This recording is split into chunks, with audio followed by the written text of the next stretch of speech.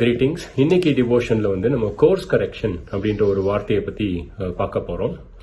இந்த இங்கிலீஷ் வார்த்தைக்கு வந்து தமிழ்ல என்ன அர்த்தம்னா, எப்பெல்லாம் நம்ம வழி தப்பி போறோமோ அந்த வழி தப்பி போன இடத்துல இருந்து சரியான இடத்துக்கு வர்றதுதான். இதை தான் வந்து கோர்ஸ் கரெக்ஷன் அப்படின்னு சொல்லுவாங்க. இந்த வார்த்தையை வந்து நம்ம எந்த அதிகாரத்துல இருந்து பார்க்க போறோம்னா, 1 ராஜாக்கள் 3ல சாலமோனுடைய வாழ்க்கையில இருந்து பார்க்க போறோம். நான் ஒரு சில வசனங்களை படிக்கிறேன். நான் 1 ராஜாக்கள் 3வது அதிகாரம் 3வது வசனம். சாலமோன் கர்த்தரிடத்தில் அன்பு கூர்ந்து தன் தகப்பனாகிய தாவீதின் கட்டளைகளில் நடந்தான். ஆனாலும் அவன் மேடைகளிலே பலியிட்டு தூபம் காட்டி வந்தான். அந்த ஆனாலும் அப்படின்ற வார்த்தை வந்து ரொம்ப டேஞ்சரஸான வார்த்தைங்க. கர்த்தரிடத்தில் அன்பு கூர்ந்தான், ஆனாலும் மேடைகளிலே பலியிட்டு வந்தான். மேடைகளில வந்து பலியிடக்கூடாது அப்படின்றது வந்து மோசேயினுடைய ஒரு பிரமாணம்.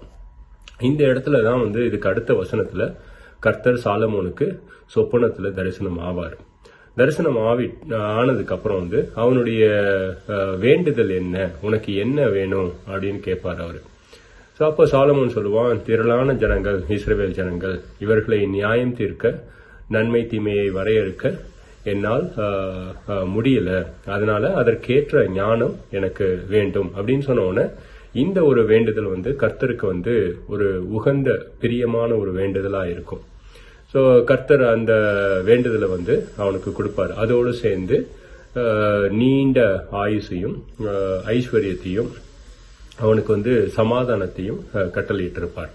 இது வந்து பவுல் வந்து எபேசியர்கள் 3:20 சொல்ற மாதிரி, உம்முடைய வேண்டுதலுக்கும் நீர் நினைப்பதற்கும் ஜெபிப்பதற்கும் அதிகமாக செய்யக்கூடிய கர்த்தர் அப்படின்ற மாதிரி இந்த இடத்துல நம்ம பார்ப்போம். சோ இந்த சொப்பனத்துல கர்த்தர் தரிசனம் ஆனதுக்கு அப்புறம் வந்து நித்திரை தெளிந்த பின்பு 1 ராஜாக்கள் 3வது அதிகாரம் 15வது வசனத்துல நான் படிக்கிறதை கேளுங்க.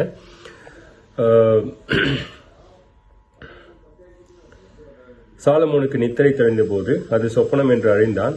அவன் எருசலேமுக்கு வந்து கர்த்தருடைய உடன்படிக்கை பெட்டிக்கு முன்பாக நின்று சர்வாங்க தகன பலிகளை இட்டு சமாதான பலிகளை செலுத்தி தன் ஊழியக்காரர் எல்லோருக்கும் விருந்து செய்தான்.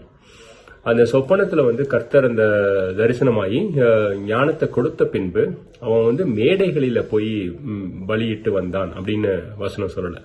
3:15 வந்து நேரா எருசலேமுக்கு வந்து கர்த்தருடைய பெட்டிக்கு முன்பாக நின்று சர்வாங்க தகன பலிகளையும் சமாதான பலிகளையும் இட்டு அவன் ஊழியக்காரர்களுக்கு ஒரு விருந்து செய்வித்தான் அப்படின்றதுதான் வசனம். கர்த்தர் அவனுக்கு தரிசனத்துல வர்றதுக்கு முன்னாடி மேடைகளிலே பலியிட்டு வந்தான்.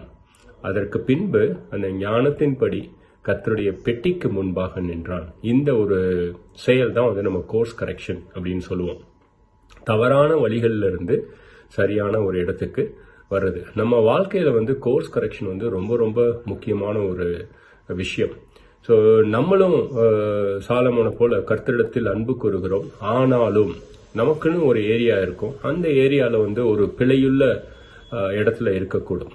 ஸோ எப்படி சாலமோனை வந்து கர்த்தர் வந்து கண்டித்து உணர்த்தினாரோ அதுபோல பரிசுத்த ஆவியானவர் அவருடைய வார்த்தையை கொண்டு, கர்த்தருடைய வார்த்தையை கொண்டு நம்மை கண்டித்து உணர்த்துவார். இந்த கண்டித்து உணர்த்தும் பொழுது அந்த கோர்ஸ் கரெக்ஷன் நம்மளுடைய வாழ்க்கையில ஏற்பட்டதுன்னா இன்னும் ரொம்ப அருமையா இருக்கும். ஸோ இந்த கோர்ஸ் கரெக்ஷனோடயே தான் நம்ம வாழ்ந்துகிட்டு இருக்கோம். ஏன்னா நம்ம வந்து பாவ சுபாவம் உள்ள ஜனங்கள். ஸோ எப்பெல்லாம் வந்து நம்ம வந்து அவருடைய வார்த்தையிலிருந்து வழி தப்பி போறோமோ அவருடைய வார்த்தையின் மூலமாகவும் பரிசுத்த ஆவியானவரின் கண்டித்து உணர்த்துவதன் மூலமாக நம்ம சரியான வழிக்கு வர்றதுக்குரிய சிலாக்கியங்கள் இருக்கு. ஸோ இந்த மாதிரி நம்ம வாழ்ந்தோன்னா ஒரு அமேசிங், ஒரு அற்புதமான விசுவாசியாக இருக்கலாம். So this is the thought for the day. Thank you so much. God bless you.